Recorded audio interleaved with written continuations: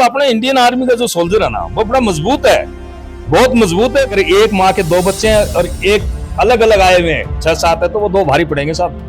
कारगिल की ये पोजीशन थी उस समय, 40-40 दिन की रोटियां भी जो है ना हमारे जवानों को पेट में। उन्होंने 4 टैंकों को ध्वस्त किया, एक जिंदा टोचन करके ले गए क्षेत्र से। आईटी में बैठे थे, अपना पोजीशन बनाए हुए और मोर्चों में बैठे थे, और हमारी जो ये फायरिंग टीम है धीरे धीरे चली तो वो उन्होंने फायरिंग शुरू किया तो 4 आदमी ऑन द स्पॉट। अचानक क्या हुआ, बकरवाल ने आगे रिपोर्ट दिया कि साहब आपके उस इलाके के अंदर कुछ दुश्मन की हरकत नजर आ रही है। पता चलो कि भाई अपनी जमीन के ऊपर पाकिस्तानी बैठे हैं तो पी टाइम पे अपना तो वो दिल में और दिमाग में के चालू वो जानो चाहो। जो बोले थे वो लेकर गया मैं, और मैंने सोचा मरना है देश के लिए, लेकिन क्यों ना कोई पाकिस्तानियों को मार के मरूं। 1999 10 मई की बात है, द्रास सेक्टर जगह है और कारगिल के एरिया में आता है। यूब साहब की अगर बात सुबह 6 बजे से शुरू करें तो शाम को 6 बज जाए, तो मैं आपको रियल बताता हूँ। और हार उनको दिख रही थी कि हार है, लेकिन वो देश के प्रति वो जज्बा उनका। वीडियो बहुत ही मोटिवेशन होने वाला है और साथ में कहा कि देशभक्ति से पूरा लबरेज होने वाला है। हमारी दिवाली में रोशनी इसीलिए होती है क्योंकि कोई फौजी अंधेरे में सरहद पे खड़ा है। रामा जी नमस्कार, मैं अरुण थे, देख रहे हो जलको झुंझुनू। अभी आप मौजूद है झुंझुनू के नुआ गांव के अंदर, और फौजिया की अगर बात हो, शहीद की अगर बात हो, अभी के अंदर धनूरी को नाम नहीं आया और भी के बाद में नुआ को नाम नहीं आया। ये तो हो कौन सका, क्योंकि आप कहा कि फौजिया को जो गांव है वो भी नुआन बोले जाए और नुआ किसी की पहचान है। क्योंकि राजनीति के अंदर भी बे आपका कदम रखा है और झुंझुनू ने काफी भी टाइम में विकास की तरफ लेके गया। की राजस्थान का पहला मुस्लिम सांसद भी बेरिया है, तो बनका परिवारजन अपने साथ में मौजूद है। और साथ में कारगिल दिवस की बात करांगा क्योंकि 26 तारीख में जो वो कारगिल दिवस है, और लोगों ने वैसे की लोग स्टेटस लगा लिए कि भाई कारगिल दिवस की बहुत बहुत बधाई। अगर मान साहब पूछा कि भाई कारगिल किस चीज को नाम है, कारगिल कोई जगह को नाम है कि कोई देश को नाम है कि कोई राज्य को नाम है कि ऐसी लड़ाई लड़ी गई कि वो पूरा माहौल हो, फौजा के दिमाग में के चादरे हो, भी चीज ने जानने के लिए आज आप कारगिल युद्ध लड़ रहा जगह लोग ही जगह अपना फौजी भी बनकर ना पाया बन जानागा कि के बनकर माइंड में भी टाइम चाल रही हो, के जुनून हो, के जोश हो, पूरी बात अंश बातचीत दफा करांगा। वीडियो बहुत ही मोटिवेशन होने वाला है और साथ में कहा कि देशभक्ति से पूरा लबरेज होने वाला है। शेयर कर देना है, लास्ट तक जरूर देखना। तो सबसे पहले जाकर जी से जानना चाहूंगा कि कारगिल को जो युद्ध आप बोला हाँ, जो आप 26 तारीख मनाओ भी हाँ, तो वो था भी लड़ेड होगी। कारगिल युद्ध हमारा लड़ा हुआ है कि स्टार्टिंग में क्या हुआ कि जैसे हमारा नीचे संडो पोस्ट है, वहाँ पे हमारा द्रास मतलब संडो पोस्ट में द्रास था, वहाँ पर पता पड़ा कि पाकिस्तानों ने कब्जा कर लिया है। तो उन्होंने क्या किया, इसके बाद में हमारी जो टोली फायरिंग टीम थी उनको रेकी के ऊपर भेजा गया था। उन्होंने गया था, उस पर बाद में गए तो आगे कोई नहीं दिखा। उन्होंने देखा, बाद दोबारा वापिस वो कमांडेंट को पूछने के लिए आए तो कोई नहीं है, तो वो आने से वापिस आए थे ना, वो पूरे फायरिंग शुरू कर दिया था। उसमें हमारे बंदे हुए थे 4 एक साथ खत्म। उसके बाद में पता करा तो हेलीकॉप्टर के साथ पेट्रोलिंग की थी, तो पेट्रोलिंग की थी तो पूरी पहाड़ी जैसे टर्निंग नाला, ये अपना टाइगर हिल, इन पे से पर बैठे हुए मिले थे पाकिस्तानी। उसके बाद में धीरे धीरे उन्होंने फायरिंग करना शुरू कर दिया। पता चलो कि भाई अपनी जमीन के ऊपर पाकिस्तानी बैठे हैं तो पी टाइम पे अपना तो वो दिल में और दिमाग में के चालू वो जानो चाहूंगा मैं। उसमें क्या है कि पब्लिक हमारी जो फौज थी उन्होंने क्या किया, जब जज्बा करके आगे पेट्रोलिंग लेके उनको हटाने के लिए गए थे। अच्छा, उसके मतलब मौजूद बहुत ज्यादा जज्बा था हमारी यूनिट थी। उसके बाद में क्या कि धीरे धीरे सबको पता पड़ा था ना, तो आरटी आर्मर्ड जैसे हर यूनिट यहाँ आगे आके उन्होंने कब्जा करके हमने वहाँ पर उनको छुटाया गया था। वापस वन बड़े से खदेड़ा गया था। तो अजहर जी सबसे पहले तो आप कारगिल की बात करांगा, तो एक 26 तारीख में जो वो चोपड़ा जी प्रोग्राम भी कर रहे हैं कारगिल इसके ऊपर भी चर्चा कर लिया।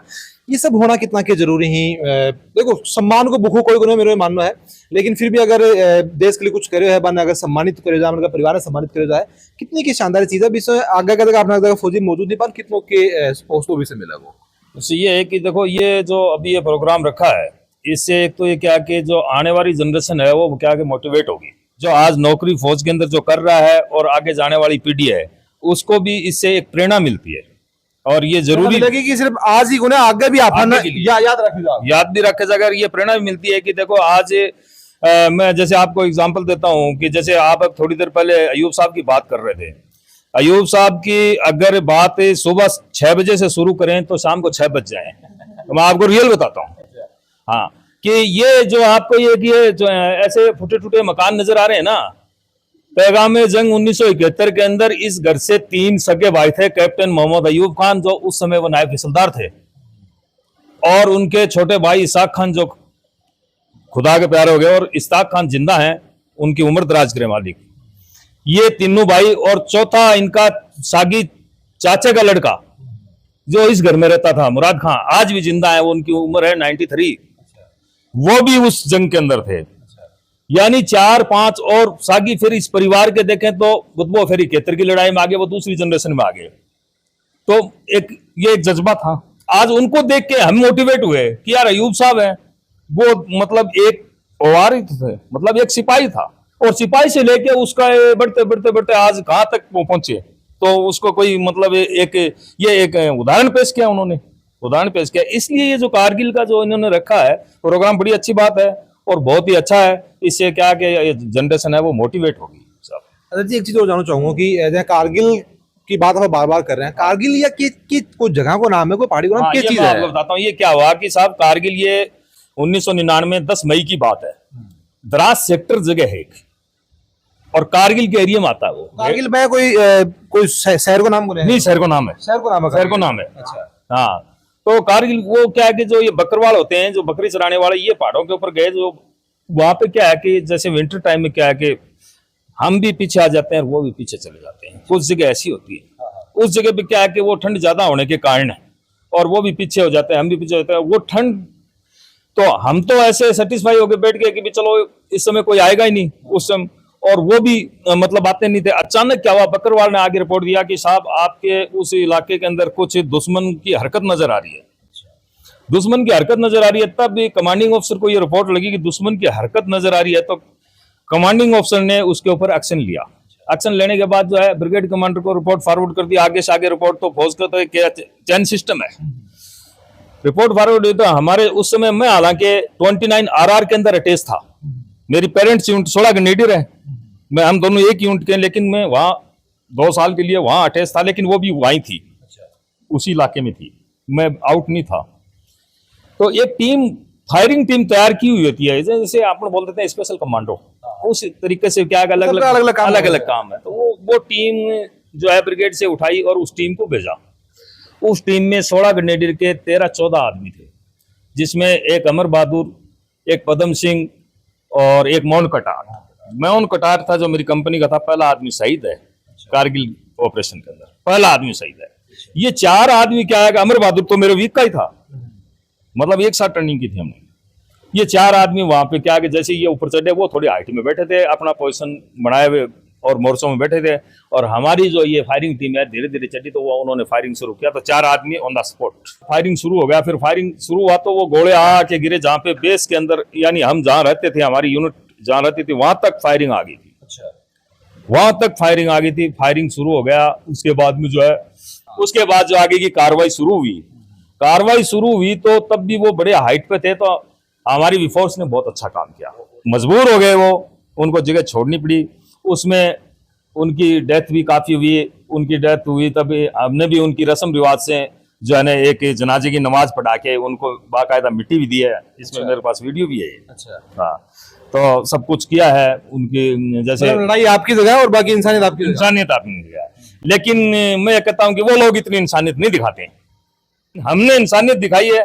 और हमारे एक इकराज नबी नाम करके हैं, हमारे वैसे रिलेटिव भी हैं, काम सर के हैं, उन्होंने मौलवी का काम किया है, और वो जो उनकी जनाजे की नमाज पढ़ा के बाकायदा उनको। अरे जी, कॉन्फिडेंस डिटेल तो मन कौन शेयर कर सको, लेकिन मैं जो कुछ चीज जानने के लिए आया हूँ, वो जानने के लिए आया हूँ कि जब पतो लगे कि भाई दुश्मन अपने इलाके के अंदर आ गए, अपना घर के अंदर आ गया है, तो बी टाइम कितना गुस्सो हो वो गुस्सा। देखो, मैं आपको एक चीज बताता हूँ कि ये मेरा अनुभव है कि आप एक बार किसी चीज के अंदर अगर गिर गए, मतलब यानी उसके अंदर आपने अपना दिमाग और दिल वहां पे लगा दिया कि मेरे को ये करना है, उसके बाद इंसान ये नहीं देखता है कि इसका रिजल्ट क्या है, रिजल्ट क्या है। मैं आपको रियलिटी बताता हूं कि जब तक पहली गोली फायर नहीं होती है तब तक तो आदमी को भय लगता है। उसके बाद जब गोली फायर शुरू हो जाती है ना, उसके बाद में ये नहीं पता लगता है कि कौन कहाँ है, क्या है। वो एक ही एम रहता है उसको कि मैं कितना जल्दी इस दुश्मन को मात बनाऊं, कितना जल्दी। आपको मैं रियल बताता हूं कारगिल की ये पोजीशन थी उस समय, 40-40 दिन की रोटियां भी जो है ना हमारे जवानों के पिट्ठू में थी। हकीकत बता रहा हूँ, मतलब कितने दिन चले हुए ये ये चला था 10 मई को, मतलब स्टार्ट हुआ था और ये 25 जुलाई को 25 ढाई महीना हो गए तो हाँ 25 ये भी आपको खाना पीना समोसा के लेके आए खाना पीना था, लेकिन वो किराए के थे कुछ लोग। एक देखो, आप किराए की लड़ाई लड़ोगे, एक तो आप अपने सागी भाई 2-4 इकट्ठा होकर लड़ोगे। आप अगर एक माँ के 2 बच्चे हैं और एक अलग अलग आए हुए हैं 6-7 है, तो वो 2 भारी पड़ेंगे साहब। सही बात है, मैं आपको बताता हूँ, क्योंकि उनको पता है कि ब्लड रिलेशन क्या होता है। सही बात है। अब वो क्या है कि वो लोग तो इस टाइप के थे कि वो किराए के टट्टू थे, लाके बिठा दिया उन्होंने, भाई पकड़ पकड़ के लाला के बिठा दिया। हालांकि उनकी रेगुलर आर्मी भी थी, शनाख्त हुई, जब रेगुलर आर्मी के भी आदमी मिले, कुछ ऐसे भी मिले, तो ये बात थी, मिलावट वाला काम मिलावट वाला काम था। तो वो हमारी कहाँ उठ गए, हमारा तो मतलब एक सैनिक बहुत है 10 सैनिकों को उनको। मेरे तो ये मानना है कि एक भारत को जो कोई एक सैनिक है वो तो 100 के बराबर है, क्योंकि यह चीज मेरे भी सुनने में बार बार आओ कि हर देश है जो वो चाहो कि माने भारत की जगह सेना है, इंडिया की जगह सेना, कहे की सेना अगर मिल जाए तो पूरे विश्व पर कब्जा कर कि हमने 19,283 फीट की हाइट के ऊपर में रह के आए ये इनको पूछो में 19,283 फीट अगर आप यहाँ से लोग कितनी जाएगी, वहां के ऊपर में 90 दिन खुद निकाल के आया। पर तो सांस लेना भी थोड़ा सा हाँ, बिल्कुल मुश्किल था, लेकिन मैं तो मालिक ने उस समय सेहत अच्छी दे रखी थी, रोटी भी खाता था, लोग नहीं खा पाते लेकिन मैं खाता था। हाँ, रोटी ठंडी रोटी मिला के नहीं बनाते थे साहब, वो ग्लेशियर की बात है। मैं बता रहा हूँ कि मतलब अपने इंडियन आर्मी का जो सोल्जर है ना, वो बड़ा मजबूत है, बहुत मजबूत है, बहुत दिलेर है। आपको बताता हूँ, वर्ल्ड के अंदर नहीं मिलेगा इतना मजबूत और इतना सब्र वाला और इतना सहनशील सैनिक इंडिया का। यहाँ पे क्या है कि पका पका जो खाना है ना वो जाता है।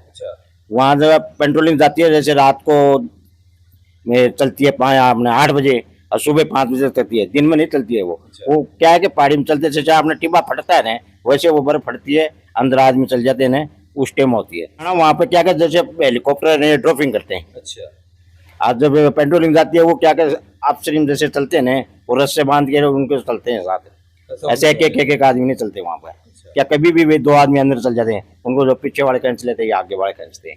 अच्छा, क्योंकि बीच में दरार पड़ जाती है, बहुत हार्ड होता है वहाँ पर।